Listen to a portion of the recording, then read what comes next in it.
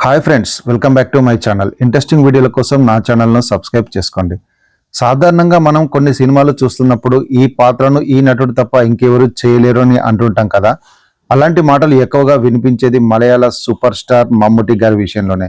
400కు పైగా సినిమాలు హీరోగా, విలన్గా, బయోపిక్స్లో ఇలా ఏ పాత్ర ఇచ్చినా దానికి ప్రాణం పోయడం ఆయన స్టైల్. తాజాగా ఆయన నటించిన మరో అద్భుతమైన థ్రిల్లర్ కలాం కావాల్.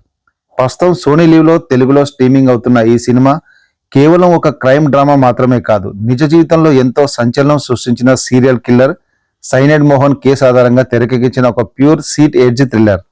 ఈ సినిమా ప్రత్యేకత ఏంటంటే కథ మొదలైన కాసేపటికే హత్యలు చేసేది ఎవరన్నది మనకు తెలిసిపోతుంది. కానీ పోలీసులకు మాత్రం దొరకడు. సైకో కిల్లర్ స్టాన్లీ దాస్గా మమ్ముటి నటన చూస్తే వెన్నులో వణుకు పుడుతుంది. సాధారణంగా కొందరికి దోమను చంపితే ఆనందం, మరికొందరికి కోడిని కోసినప్పుడు అది గిలగిలా కొట్టుకుంటే సంతృప్తి. కానీ ఇందులో హీరో స్టాన్లీ దాస్కి మాత్రం ఒంటరి మహిళలను చంపి పైశాచిక ఆనందం పొందడం అలవాటు. జీవితంలో విసిగిపోయిన ఒంటరి మహిళలను టార్గెట్ చేసి వాళ్లకు కొత్త జీవితం ఇస్తానని, పెళ్లి చేసుకుంటానని నమ్మించి చివరికి చాలా కూల్గా అంతమొందిస్తుంటాడు.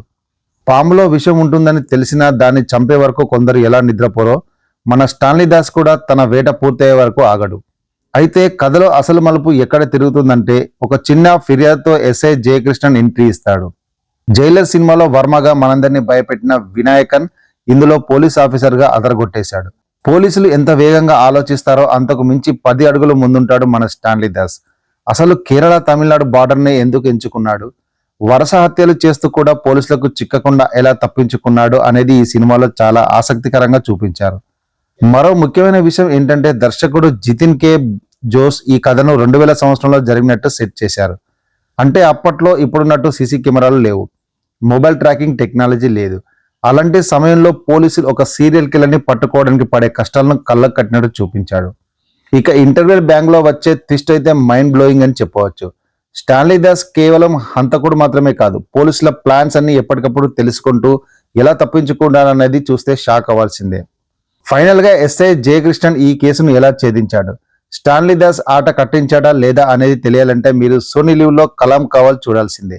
ఎలాంటి రక్తపు మరకలు, అసభ్యత లేకుండా చాలా క్లీన్ గా ఉత్కంఠభరితంగా తీసిన సినిమా ఇది. మమ్ముటి, వినాయకన్ల నటన కోసమైన ఈ వీకెండ్ లో మీ ఫ్యామిలీతో కలిసి తప్పకుండా చూడాల్సిన సినిమా ఇది.